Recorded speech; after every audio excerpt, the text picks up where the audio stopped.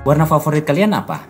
Pernah tidak kalian menyadari bahwa menggunakan baju yang memiliki warna yang gelap cenderung lebih panas dibandingkan warna terang? Baju warna gelap terasa lebih panas dibandingkan baju yang warna terang, karena perbedaan cara warna menyerap dan memantulkan cahaya, khususnya radiasi matahari.